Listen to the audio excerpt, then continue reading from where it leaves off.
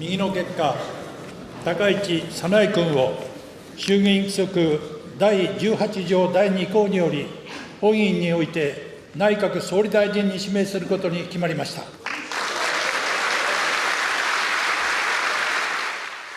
The leader of Japan's ruling Liberal Democratic Party won in both the upper and lower houses. Takaichi secured her majority with support from the LDP's new coalition partner, the Japan Innovation Party, and other lawmakers. 2 weeks after Takaichi became LDP leader, she passed the barrier towards the Prime Minister's office here at the Diet. Lawmakers have spoken, and now Japan has its first female leader. Soon after the vote, Takaichi moved into the Prime Minister's office and prepared to launch her new government. Her cabinet lineup includes lawmakers who ran against her for the LDP leadership. She appointed former rival Hayashi Yoshimasa as Internal Affairs and Communications Minister. Former LDP Secretary General Motegi Toshimitsu was named Foreign Minister. He too ran against her. Katayama Satsuki is set to become Japan's first female finance minister. She once served as regional revitalization minister. And Koizumi Shinjiro, Takaichi's main opponent for the party's top spot, is to become defense minister. Finally, she tapped Kihara Minoru to be chief cabinet secretary. The job is often described as the prime minister's closest aide. Kihara is a former defense minister and is known for his conservative views. Takaichi is expected to address reporters for the first time as prime minister on Tuesday night. Opposition parties have reacted to Takaichi's win. Several leaders told reporters what their priorities will be when dealing with the new administration.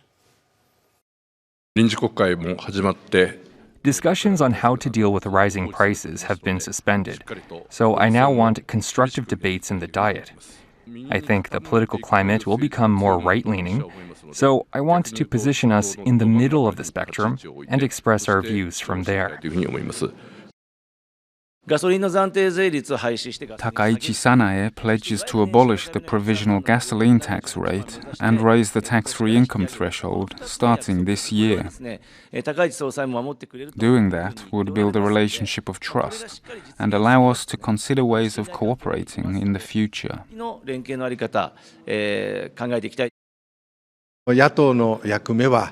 We will focus on two key areas as an opposition party: keeping the government in check and turning public opinion into real policy. We are determined to tackle the issue of political funding, which has led to a lack of public trust. Lawmakers have elected Takaichi as the next prime minister, but what do people out on the street think of their choice? I think it is a good thing that Japan has its first female prime minister. What matters next is how she performs after taking office. I'd be happy if she could improve support for people raising children. I've heard she's somewhat conservative, but having a female leader is new for Japan. And I hope it leads the country in a new direction. I wanted a prime minister who can speak clearly to foreign leaders. I am a little worried about whether she can do that. Welcome to Newsroom Tokyo. So, let's get you up to speed with more on how we got here. We're joined by our political correspondent, Igarashi Jun. So Jun, Takaichi is officially set to take the top job after a rocky few days. Can you explain how she pulled it off? As you said, the political situation around her rapidly shifted. There were even concerns she wouldn't win the vote for prime minister. While the LDP holds the most seats in the Diet, it does not hold a majority. They also recently lost their last coalition partner, Komeito, leaving them in a bind.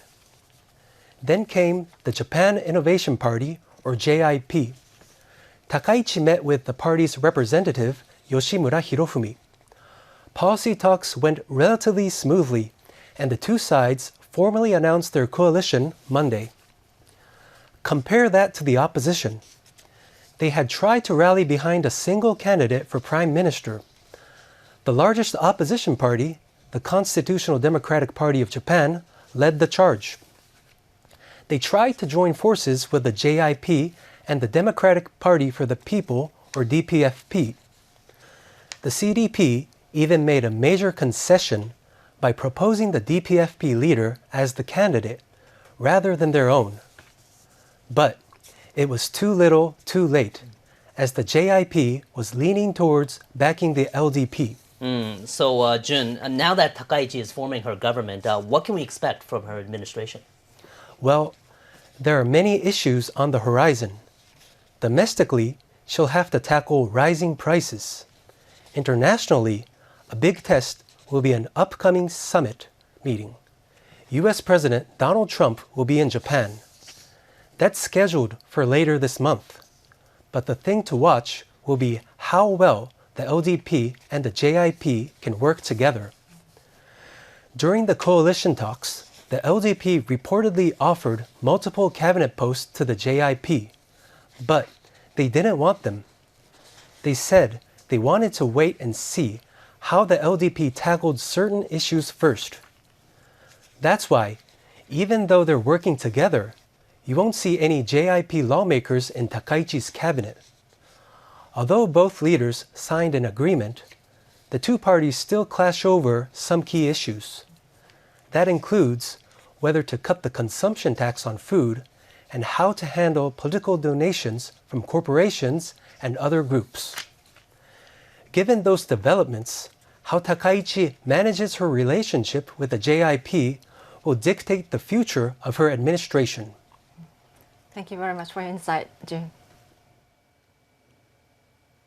So how are Japan's neighbors reacting to Takaichi's election?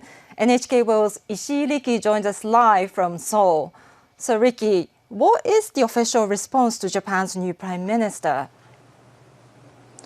The South Korea Presidential Office has issued a comment.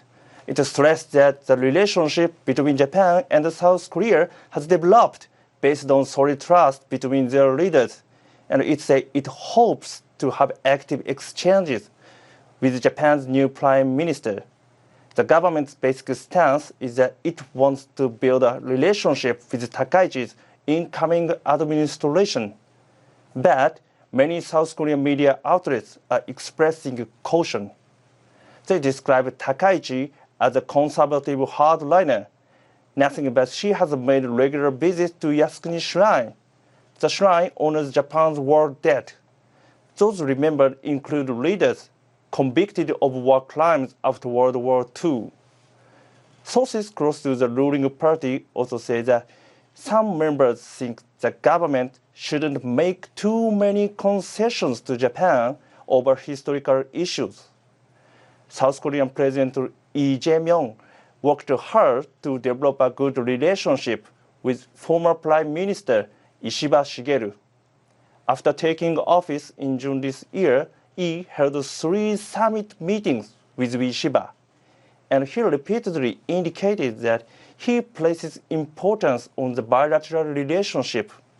President Lee has recognized the need to cooperate with Japan. That's because both countries are in a similar situation when it comes to issues like U.S. trade tariffs and dealing with North Korea as it deepens military cooperation with Russia. Attention is now focused on the upcoming Asia-Pacific Economic Cooperation Forum meeting, which will be held in South Korea from the end of this month. Many are wondering if President Lee will take the opportunity to hold a summit meeting with Takaichi. Seoul will be looking to establish a relationship of trust between the two leaders quickly as a way to keep bilateral ties stable. NHK World's Ishii Riki from Seoul. Thank you. Next, let's go to Beijing. NHK World's Yoshida Mayu is there. So Mayu, how is China reacting to Takaichi becoming the new prime minister? China's Ministry of Foreign Affairs has signaled a willingness to maintain good ties. At a news conference today, a spokesperson said it hopes to promote a strategic and mutually beneficial relationship with Japan. At the same time, he didn't hold back on issues that are important to Beijing, like Taiwan and historical views. There's concern in China over Takaichi's past visits to Yasukuni Shrine and her meeting in April with Taiwan's president, Lai Ching-te. Beijing has also been closely watching to the breakdown of the LDP's coalition with Komeito, which had long helped keep bilateral relations stable. Chinese media are taking a keen interest in the LDP's new coalition partner, the Japan Innovation Party. Some media outlets close to the Communist Party have quoted experts who warn it could push Japan's politics further to the right. So, Mayu, what's next for Japan-China relations? Well, China is likely to take a wait-and-see approach with Takaichi.